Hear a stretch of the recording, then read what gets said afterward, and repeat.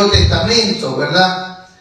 Y esta pregunta tiene que ver con respecto, ¿qué es la poligamia? Aquellos que tenían más de una mujer. El primer ejemplo que aparece en la Biblia es Lamec, hijo de Caín, que la Biblia dice que cogió 2 mujeres en Génesis 4:19. Después vemos a Sara. ¿Se acuerda que Sara le dijo a Abraham, para que me des un hijo, toma a mi sierva Agar? Y le mandó a que coja. Entonces eso es poligamia.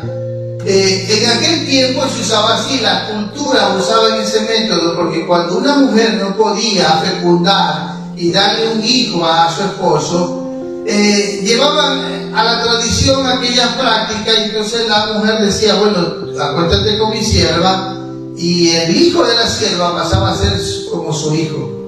Y vemos lo que pasó con Sara y Agar. ¿Saben por qué, hermanos? Porque la poligamia no es el diseño bíblico, no es el modelo perfecto que Dios estableció para el matrimonio. Por eso vemos que aún el padre de la fe no funcionó la poligamia, causó problemas.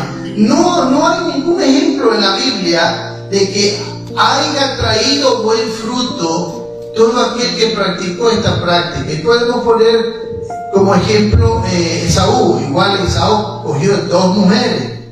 ¿Se acuerda después también de Jacob? Jacob se enamoró de una, de Raquel, y trabajó 7 años por esa mujer. ¿Quién está dispuesto a trabajar 7 años por su esposa?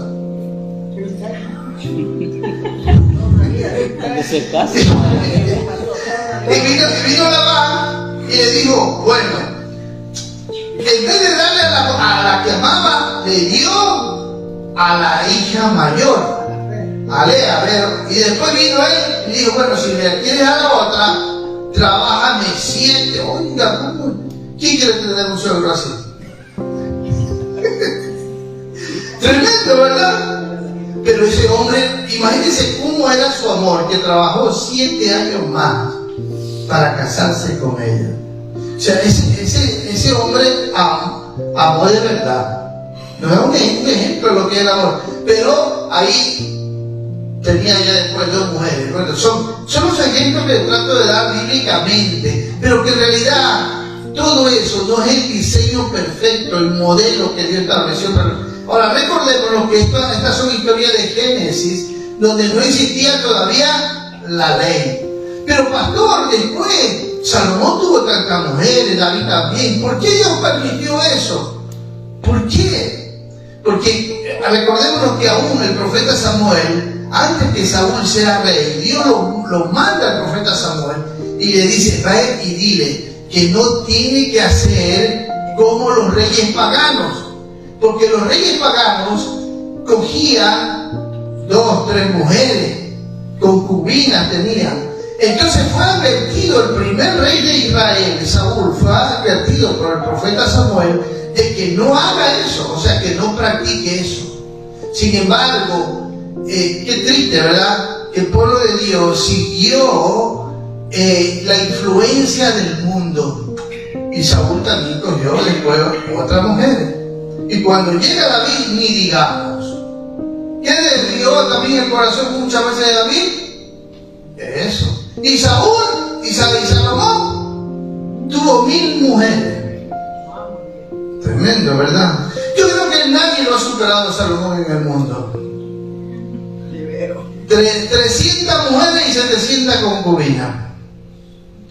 Y yo cuando llegue al cielo le voy a preguntar a Dios, pero ¿qué pasó? ¿Por qué permitiste tantas mujeres? ¿Sabe, hermano? Ahora, muchas veces queda la incógnita, ¿no? ¿Por qué Dios permitió? Bueno, después que hubo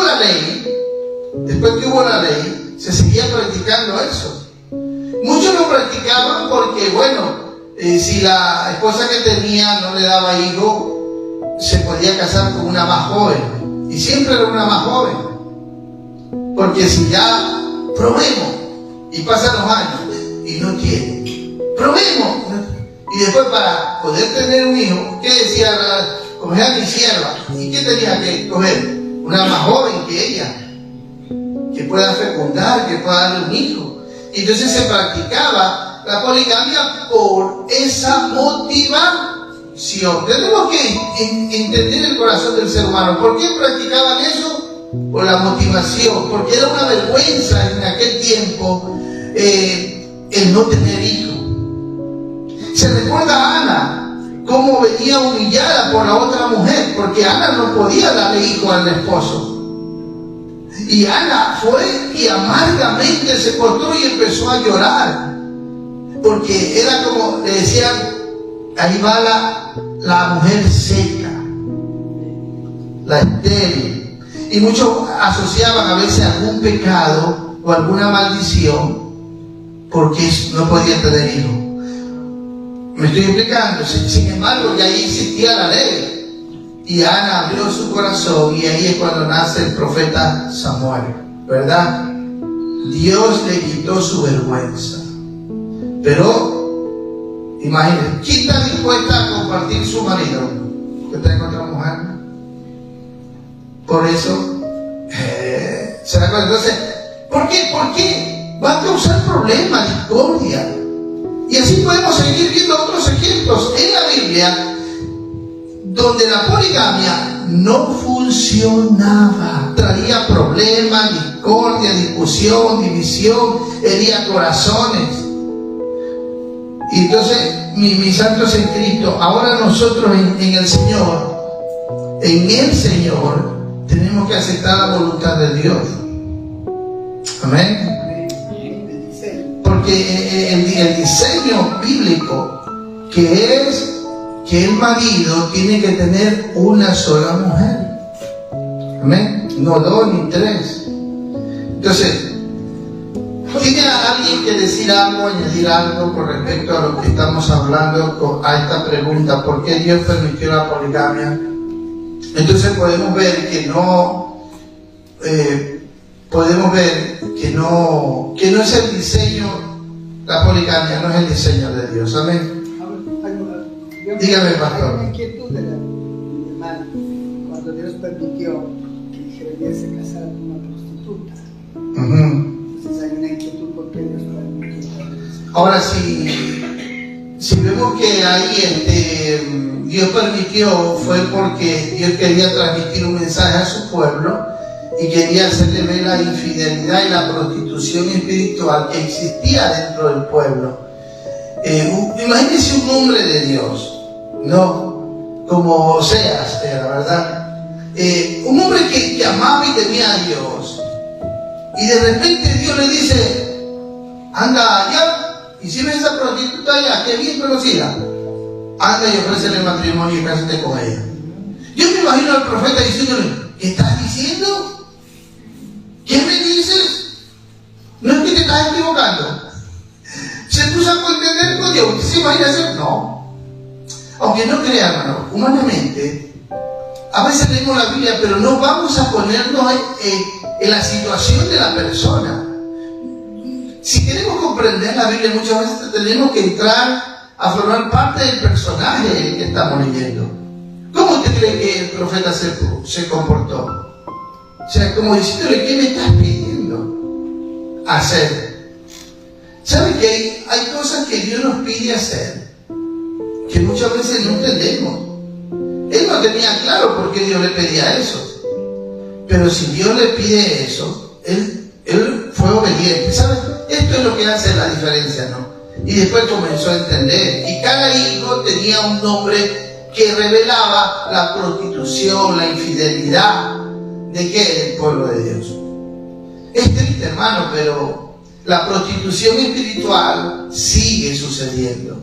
Porque si llegamos a Apocalipsis y encontramos una de las amonestaciones, le dice a la iglesia, permite que esta mujer que se llama Jezabel enseñe a mis siervos a prostituirse.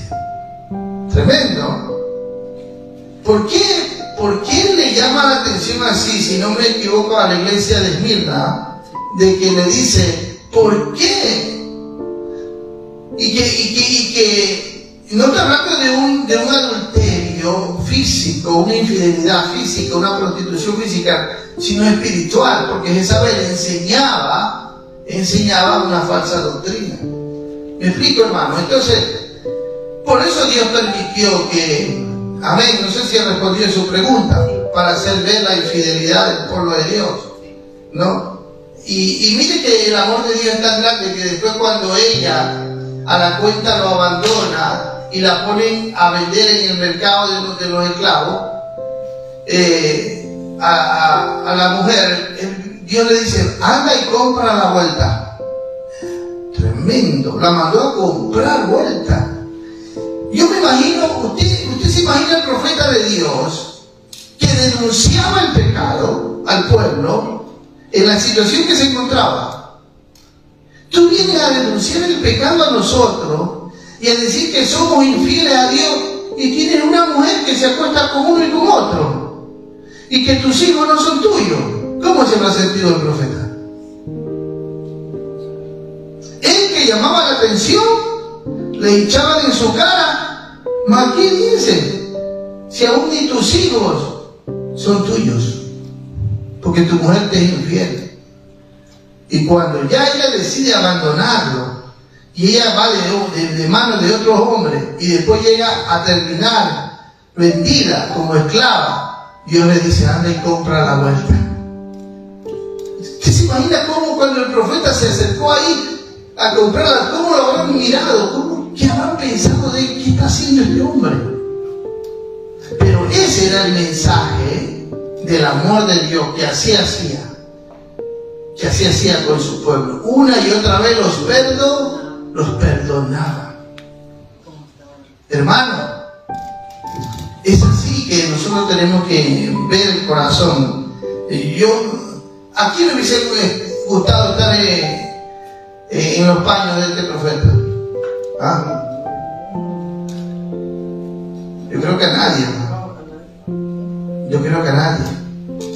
Pero imagínense cómo. ¿Saben por qué? Porque Dios ve el pecado de un modo que muchas veces nosotros no alcanzamos a verlo. Pero tenemos que entender como pueblo de Dios, entender el pecado en la medida que yo conozco a Dios. En esa medida yo también voy a conocer el pecado. Yo quiero que ustedes pongan silenciador, pastor. Es la alarma. Mis santos en Cristo, ¿saben por qué? Porque en la medida que yo conozco el pecado, yo también conozco a Dios. ¿Por qué? Porque lo que ofende a Dios, ¿qué es? El pecado. Lo que nos separa de Dios, ¿qué es? Pecado. Entonces, en la medida que yo tengo un conocimiento pleno de lo que es el pecado, de lo que va a ofender a Dios, en esa medida yo también conozco a Dios. ¿Me estoy explicando? Ese pueblo había perdido el temor a Dios y pecaba y ya no le dolía, también porque no conocían a Dios. El que conoce a Dios se sabe guardar, se sabe cuidar. ¿De quién se cuida primero? Es de su propio corazón. Es de su propio corazón.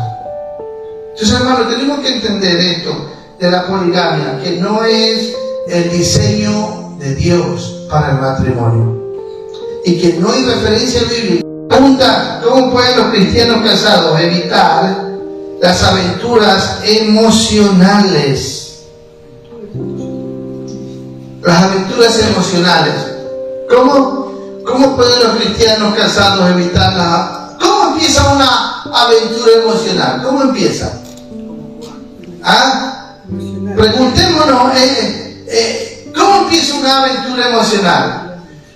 Cuando usted se descuida de estar cerca de su cónyuge, no saca tiempo para estar con él o con ella, y muchas veces sabe que aún, y cuando no saben superar conflictos y viven peleados y enemistados, muchas veces caen en infidelidad emocional. ¿Saben por qué, hermano? Porque van a contarle sus problemas en el trabajo, quizás a un amigo o una amiga del sexo opuesto. Oye, ¿qué te pasa? Te veo diferente, distinta. ¿Qué tienes? Ay, me peleé con mi esposo. Uy, sí. Y ahí empieza. Eso es peligroso, hermano. Es peligrosísimo. Que usted, porque su mejor amiga tiene que ser su esposa, lo que esté sucediendo en su corazón tiene que contarles a ella, no a otra persona. Eso es, hermano, caer en una infidelidad emocional muchas veces. ¿A cuántos han pasado por ese problema? ¿Ah? ¿Cuántos se han sentido tentados muchas veces? Y pasa, hermano. Y pasa. Pastor, sí. Yo quisiera dar un comentario al respecto. El asunto es que eso va a encontrar, o sea, en todo lugar se va a encontrar eso. Amén. Pero tenemos que apartarnos de eso y no dar oportunidad a nada absolutamente. Amén. ¿Sí? Porque, como usted bien lo dice, parece que fuera, o sea, de la casa, son alhajas las personas. Los varones son alhajas, las chicas son alhajitas. Entonces, dar oportunidad a hablar o escuchar lo que le dicen, eso no debemos permitir, porque como bien lo dice usted, eso permite que se vaya avanzando, sí. avanzando, ¿no? Claro. Entonces, huir del pecado. Huir del pecado. Así es. Eso, entonces no hay que descuidar esa área, porque nosotros somos seres emocionales y muchas veces en las áreas emocionales no vienen cubiertas por su cónyuge en muchas áreas. Y muchas veces ahí es que se entra en la tentación. Se entra en la tentación. Una hermana una vez me contaba, me decía, ¿sabes? Mi esposo no es cariñoso, no es afectivo, no es así él. Pero, parece mentira, pero ella necesitaba de eso. En el trabajo encontré un colega. Oiga, ¿cómo me trata? ¿Con qué cosa? Me da, oiga. Y yo le digo, atenta.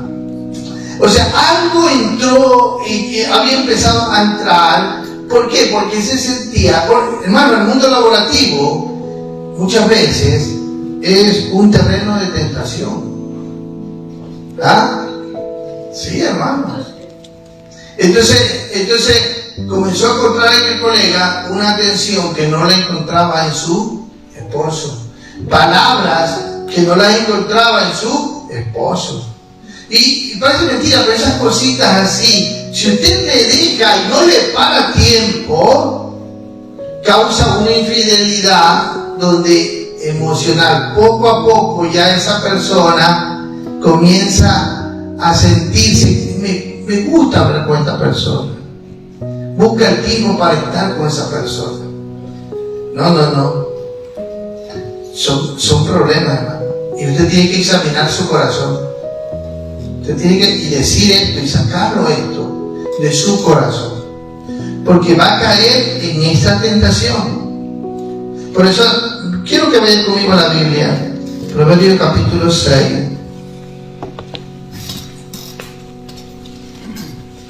Vamos primero al capítulo 5.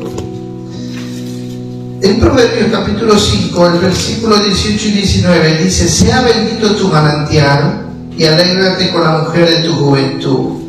Como sierva amada y graciosa gacela, sus caricias te satisfagan en todo,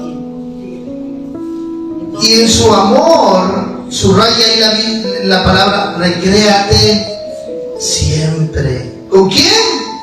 Con tu esposa, con tu esposo. Tienen que buscar la manera de ¿qué? De sentirse el uno al otro, probar el cuidado, el afecto, el cariño, la atención, y compartir esos momentos. Por eso dice aquí, y cuando la Biblia dice sea bendito tu manantial y alégrate con la mujer de tu juventud, está hablando de intimidad sexual.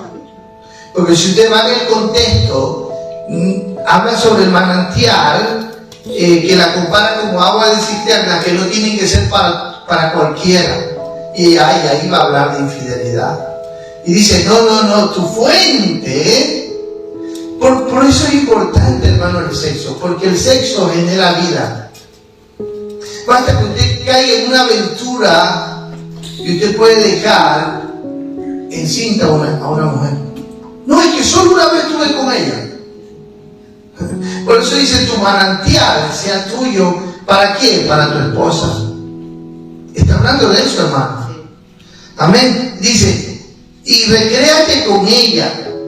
¿Qué es recrear? Quiere decir que no tienen que caer en la monotonía, en lo mismo de siempre. No, tienen que buscar recrearse. Porque una de las cosas peligrosas para el matrimonio es eso, cuando cae en la rutina. No permita eso, busque la manera de no caer en ese peligro, en esa trampa de la rutina. Busque la manera de recrearse con ella, de una manera o de otra. Ahora, al capítulo 6, versículo del 24 al 29, en Proverbio, nos da un consejo. Para que te guardes de la mala mujer, de la blandura de su lengua, de la mujer extraña, no codicies su hermosura. ¿Dónde? ¿Dónde que se codicia? Y cuando habla del corazón, habla del pensamiento. De eso habla. Ni ella te prenda con sus ojos, o sea, te mira, atento como... Porque aquí dice que las mujeres prenden a los hombres con sus miradas. A eso está diciendo la Biblia. ¿Cómo te miran? Dice, porque a causa de la mujer ramera, el hombre es reducido a un bocado de pan, y la mujer caza la preciosa alma del varón. Caza. Imagínense, tremendo, ¿ah? Miren, hace 2 días me encontraba en un restaurante y empezaron a hablar. ¿Cuántos conocen el restaurante El Ídolo, no? Y entonces empezaron a hablar sobre que el hombre viene acusado porque las mujeres hoy lo acusan de que es un morboso, de que siempre está acosando, y estaban hablando de eso, ¿no? Y yo estaba ahí esperando para que me cobren. Ya terminé de comer. Entonces yo le digo, y las 2 mujeres estaban hablando con 3 varones. Y yo digo, mire, el problema no solamente hoy, y todos se callaron, gracias a Dios, ¿no? Fue un momento en el que pude decir, el problema es que hoy como hoy, la mujer ha perdido el pudor y la decencia. Y la mujer se viste de una manera en la que contribuye a la lujuria, porque la lujuria en el hombre entra por los ojos. Y la ventana del cuerpo es los ojos, y por donde entra el pecado es por los ojos. Y todos se quedaron así. Le dije, y esa es la verdad. Y dijo la señora, no es que yo esté en contra, y una señora mayor habló, ¿no? Y dijo, no es que yo esté en contra de las mujeres, porque yo también soy mujer, pero es verdad lo que usted dice. Porque en mi tiempo yo me acuerdo que no nos vestíamos como ahora. Ahora las muchachas se visten enseñando todo, muestran todo. Y yo le dije, ¿sabe por qué? Antes al hombre le costaba conocer el cuerpo de la mujer. Solo el ombligo quiero conocerle. Le costaba. Así le dije. Hoy no le cuesta al hombre nada conocer el cuerpo de la mujer. Ya la mujer sale, mírenme todo. Oiga. Y eso pasó en el restaurante El Ídolo. Y era verdad, hermano. Y entonces la otra jovencita que estaba así, mejor se calló. ¿Y por qué? Porque estaban hablando. El problema es que el problema, hermano, de nuestro cuerpo, Dios nos ha dado los 5 sentidos, pero el pecado corrompió los 5 sentidos en el hombre. Y por eso que aquí dice, habla de codiciar la hermosura de ella. Está atento, le está diciendo al hombre, cómo te mira, porque la mujer con sus miradas te prende, te casa. Y está hablando al sexo femenino, ¿ah? Sigamos, hermano. Tomará el hombre fuego en su seno sin que su vestido arda. Y este versículo yo dije ahí. Es imposible que un hombre que se sienta seducido, atraído por una mujer que a la cuenta se está brindando, porque aquí está hablando de eso. Y dice, tome fuego en su mano sin que comience a sentir el ardor. O sea, la codicia, el deseo, la pasión. Es imposible. No me digan que usted aquí se pone a ver pornografía y no se le va a despertar la codicia. Se le va a despertar la codicia. Entonces usted tiene que saber cuidar su propio corazón para no caer en esto. Porque muchas veces el hombre llega a la casa y le encuentra a la mujer con la misma pijama que la dejó. Todo el día pasa con la pijama. Y llega la noche y la encuentra así. Y ese hombre ha venido viendo cómo otras mujeres se visten tan bien y en su trabajo y todo bonito. Y encuentra a la mujer toda chorreada. Y eso no es un día. Se repite continuamente. Hay que tener cuidado por amor a Dios. No, es que ya es mío. Ya, tú cuídalo. Amén. Bueno, hasta todo eso ya hemos hablado, ¿verdad? Pastor, una sí. pregunta. He sentido el otro día, cuente verdad de que debemos ser pudorosas para vestir a la mujer. ¿Y qué hay de esos hombres que a una niña de 3, 4 años que no muestran nada y la malogran para toda su vida? Ya ahí estamos hablando de un psicópata, de un enfermo, de uno que verdaderamente no tiene la capacidad de conquistar a una mujer y abusa de una niña indefensa. Esa es la realidad. Sí, son aberraciones. Entonces, ya ahí se trata de una otra cosa. Pero lo que aquí estamos hablando es con respecto a que en el matrimonio, cómo tiene que evitarse caer en esta infidelidad emocional. Y mire, yo creo que el adulterio, cuando se llega al adulterio, porque no es que comete el adulterio, ¡ay, fue! No, ya primero cometió el adulterio en su corazón. El adulterio simplemente es la evidencia de lo que ya él había cometido dentro de su corazón. O sea, por eso que la Biblia compara al pecado como la mujer encinta que concibe. La mujer concibe y ya mañana da luz. No, pero ya concibió y comenzó ese niño a desarrollarse aquí, a desarrollarse, y llega un tiempo en el que sale a la luz. Así es el pecado. Hay muchos que están preñados ya con el pecado, viven preñados. Y un día viene, salió el pecado a la luz. No, es que ya estaba preñado. Es que ya lo tenía dentro. Simplemente se manifestó. Por eso es que tenemos que entender, hermano, que el pecado es un acto espiritual que tiene consecuencias físicas, sociales y morales. Porque una vez que se vino afuera el pecado, simplemente causa un problema moral que salió a la luz, social, porque afecta, y, hermano, espiritual.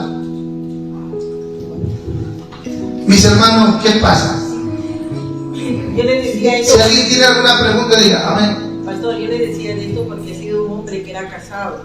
Sí. Y le hizo una criatura. Y tristemente, aún casados, abusan más de sus propios hijos. Porque pasa, hermano. Pasa, estaba viendo un documental en la que una niña fue violada por su propio padre. Tremendo, hermano. Estamos llegando a unos extremos. Estamos llegando a unos extremos con respecto a esto del pecado, hermano. Entonces, yo creo que es importante. Yo les he contado ya, cuando uno como varón se siente tentado, uno tiene que cerrar la puerta, siendo honesto y hablando con la mujer. Por eso es importante que desarrollen una buena comunicación. Sinceridad, honestidad, transparencia. Decir, esto me molesta o esto me inquieta. Y usted, cuando se siente tentado y abre su corazón, oiga, es como que le cierra la puerta al enemigo y no va a poder caer en eso. O sea, es importante esto, hermano, que entre parejas se hablen cuando se sientan tentados así y trabajar en eso. Y muchos me han dicho, no, pastor, la cosa se hace peor, porque yo tengo una mujer a mi lado celosísima, me cela hasta con la escoba.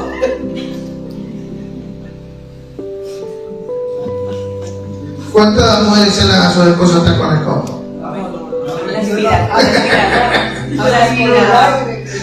Entonces, hermano, bien, esas cosas hay que tratarlas. Esas cosas porque no es la voluntad de Dios, hermano. No es la voluntad de Dios de que sucedan estas cosas, porque el celo enfermizo, Santiago dice que es animal y diabólico. ¿Amén? El celo enfermizo es animal y diabólico.